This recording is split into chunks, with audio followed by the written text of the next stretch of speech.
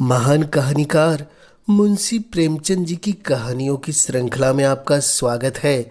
लीजिए आज सुनते हैं प्रेमचंद जी की एक और नायाब कहानी जिसका नाम है सांप का मणि। तो लीजिए प्रारंभ है कहानी। मैं जब जहाज पर नौकर था तो एक बार कोलंबो भी गया था। बहुत दिनों से वहां जाने को मन चाहता था, खासकर रावण की लंकापुरी देखने के लिए। कलकत्ते से 7 दिन में जहाज के द्वारा कोलंबो पहुंचा। मेरा एक दोस्त वहां किसी कारखाने में नौकर था। मैंने पहले ही उसे खत लिख डाला था। वह घाट पर आ पहुंचा था। हम दोनों गले मिले और कोलंबो की सैर करने चले। जहाज वहाँ 4 दिन रुकने वाला था। मैंने कप्तान साहब से 4 दिन की छुट्टी ले ली। हम दोनों खा पी चुके तो गपशप होने लगी। वहाँ के सीप और मोती की बात छिड़ गई।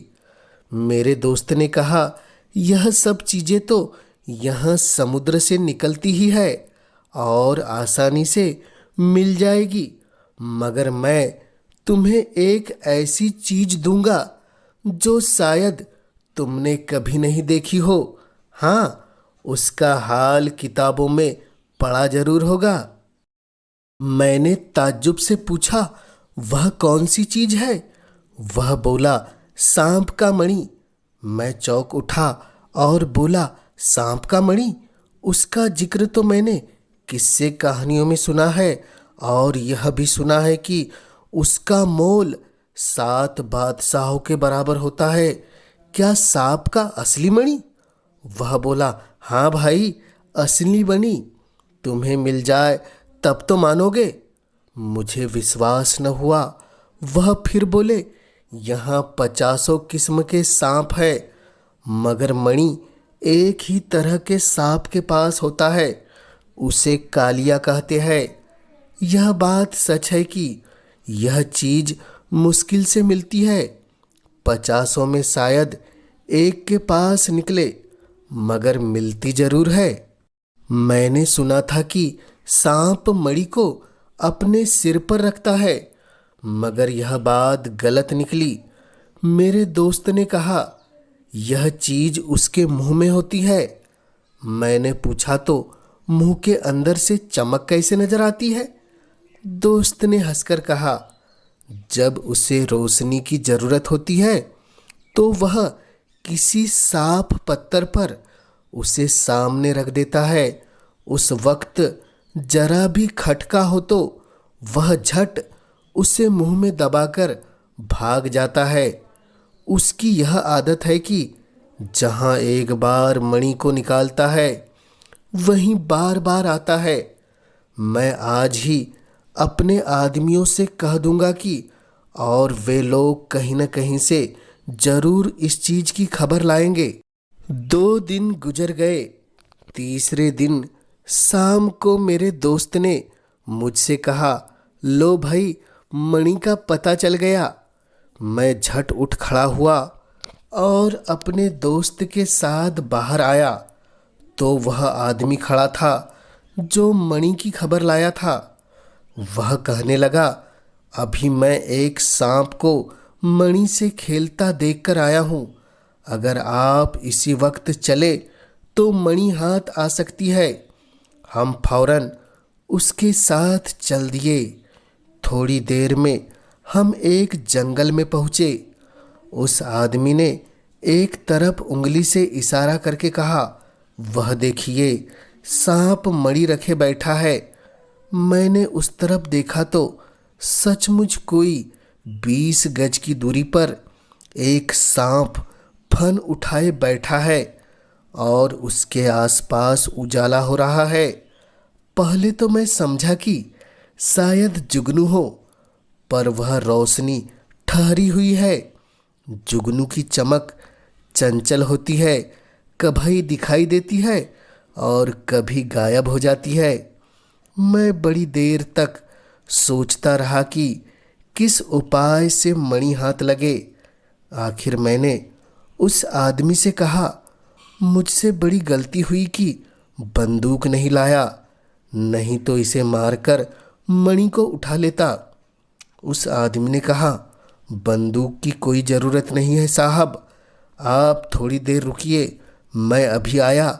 यह कहकर वह कहीं चला गया। थोड़ी देर बाद वह कुछ हाथ में लिए लौटा।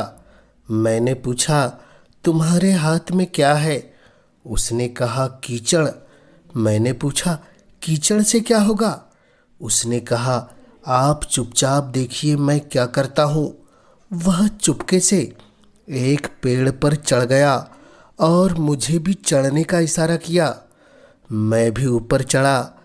तब वह डालियों पर से होता हुआ ठीक सांप के ऊपर आ गया और एकाएक उस मणि पर कीचड़ फेंक दिया।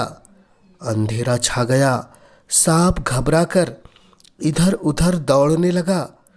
थोड़ी देर के बाद पत्तियों की खड़खड़ाहट बंद हो गई।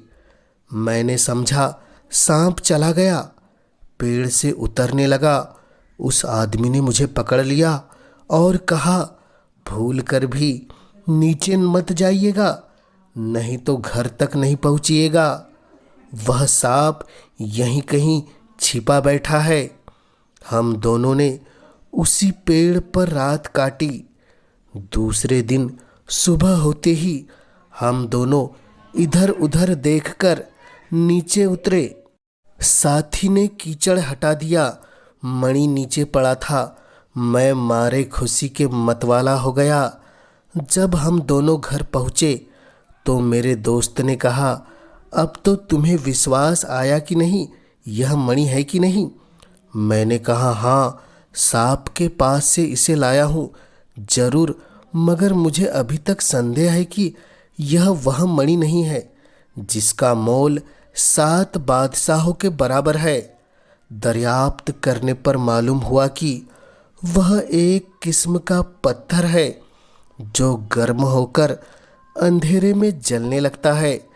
जब तक वह ठंडा नहीं हो जाता वह इसी तरह रोशन रहता है। सांप इसे दिन भर अपने मुंह में रखता है ताकि यह गर्म रहे। रात को वह इसे किसी जंगल में निकालता है और इसकी रोशनी में कीड़े मकोड़े पकड़कर खाता है। यह कहानी सांप का मणि आपको कैसी लगी, हमें कमेंट्स के माध्यम से ज़रूर बताइएगा। और इस चैनल पर पहली बार आया है तो इसे ज़रूर सब्सक्राइब कर दीजिएगा ताकि आप तक महान साहित्यकारों की ऐसी रोचक किस्से और कहानियाँ सबसे पहले पहुँच सके। इस कहानी के माध्यम से इस चैनल के साथ जुड़ने के लिए आपका पूरे दिल से धन्यवाद।